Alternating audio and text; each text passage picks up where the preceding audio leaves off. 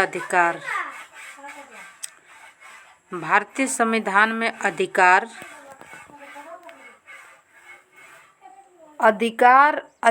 वे हक है जो एक आम आदमी को जीवन जीने के लिए चाहिए, जिसकी वो मांग करता है।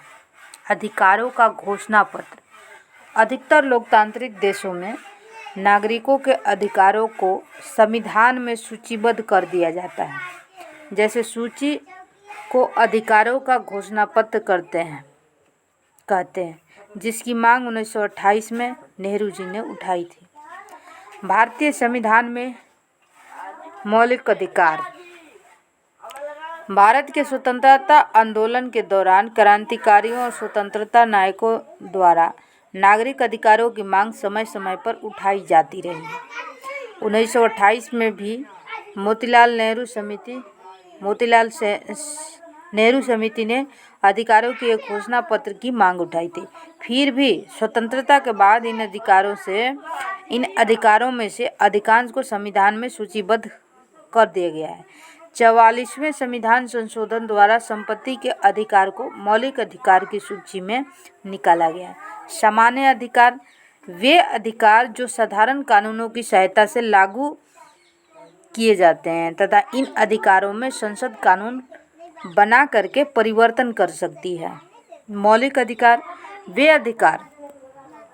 अधिकार जो संविधान में सूचीबद्ध किए गए हैं तथा जिनको लागू करने के लिए विशेष प्रावधान किए गए हैं, उनकी गारंटी एवं सुरक्षा स्वयं संविधान करता है। इन अधिकारों में परिवर्तन करने के लिए संविधान में संशोधन करना पड़ता है।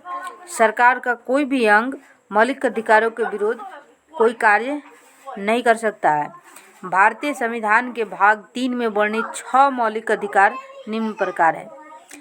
समानता का अधिकार आर्टिकल 14 से 18 में है। स्वतंत्रता का अधिकार आर्टिकल 19 से 22 में है। शोषण के विरुद्ध अधिकार आर्टिकल 23 से 24 में है। धार्मिक स्वतंत्रता का अधिकार आर्टिकल 25 से 28 में है। संस्कृति एवं शिक्षा संबंधी अधिकार आर्टिकल 19 से 30 में है। संवैधानिक उपचारों का अधिकार अनुच्छेद 32 में दिया गया है। संविधान का राजनीतिक दर्शन क्या है? तो संविधान के दर्शन से अभिप्राय संविधान की बुनियादी अवधारणाओं से है, जैसे अधिकार, नागरिकता, लोकतंत्र आदि। संविधान में निहित आदर्श जैसे समानता, स्वतंत्रता हमें संविधान के दर्शन करवाते हैं। हमारा संविधान इस बात पर जोर देता है कि उसके दर्शन पर शांतिपूर्ण और लोकतांत्रिक तरीके से अमल किया जाए तथा उन मूल्यों के जिन पर नीतियाँ बनी हैं, इन नैतिक बुनियादी अवधारणाओं पर चलकर उद्देश्य प्राप्त करें। व्यक्ति को व्यक्तिगत विकास हेतु अधिकारों की आवश्यकता होती है। ये भारतीय संविधान के भाग 3 में मौलिक अधिकारों के रूप में भारतीय नागरिकों को प्राप्त है। संविधान द्वारा प्रदत्त और संरक्षित अधिकारों की सूची को अधिकारों का घोषणा पत्र कहते हैं, जिसकी मांग 1928 में नेहरू जी ने उठाई थी।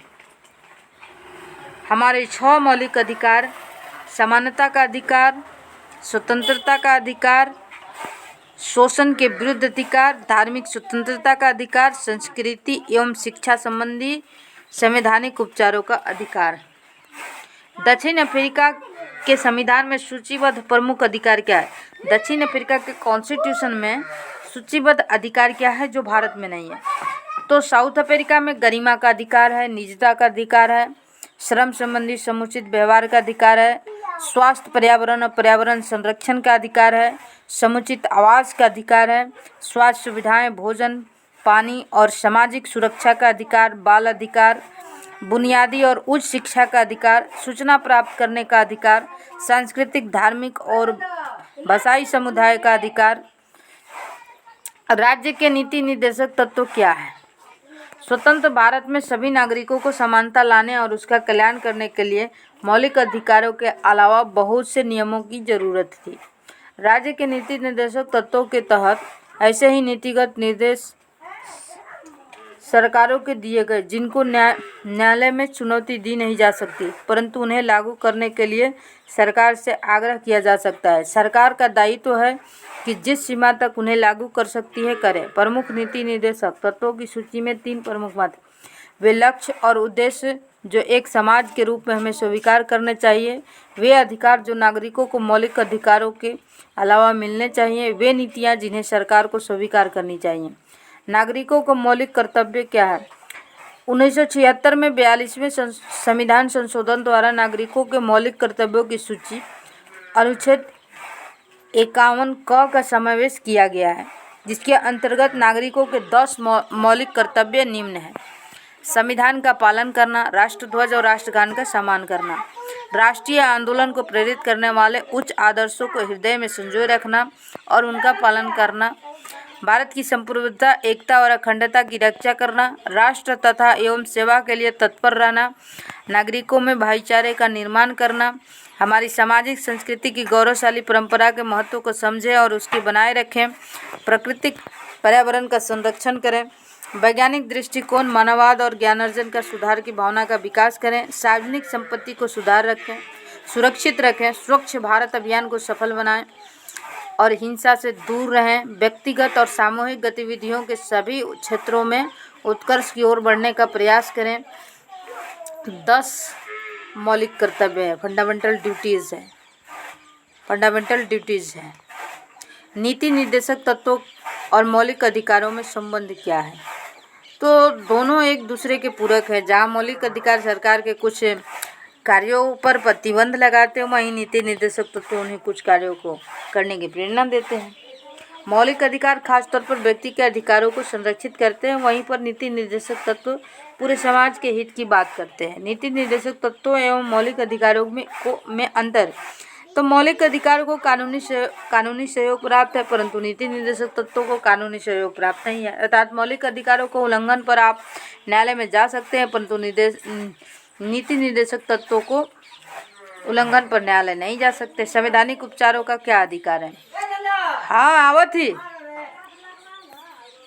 यदि मौलिक अधिकारों का हनन हो रहा हो तो नागरिक सर्वोच्च न्यायालय में जा सकता है। न्यायालय मौलिक अधिकारों को लागू करने का आदेश दे सकते हैं। उन्हें रीट या प्रदेश कहते हैं, जैसे बंदी, प्रत्यक्षीकरण, परमादेश, निषेध आदेश, अधिकार परीक्षा, उत्प्रेषण आदि।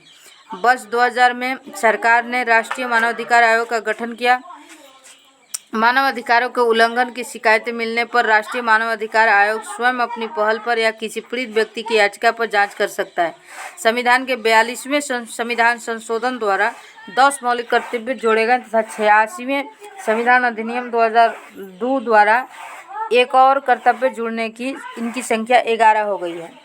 44वें संविधान संशोधन द्वारा संपत्ति के अधिकार को मौलिक अधिकार की सूची से निकाला गया है।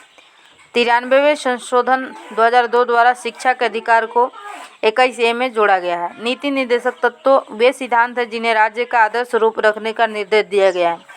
ये संविधान के भाग 4 में वर्णित है, परंतु इन्हें न्यायालय का संरक्षण प्राप्त नहीं है। मौलिक अधिकारों और नीति निर्देशक तत्वों में अंतर। मौलिक अधिकार नागरिकों को प्राप्त है, इन पर सीमाएं लगाई जा सकती हैं, उन्हें कानूनी संरक्षण प्राप्त है। नीति निर्देशक तत्व राज्यों को प्राप्त है, कोई सीमाएं नहीं कानूनी संरक्षण।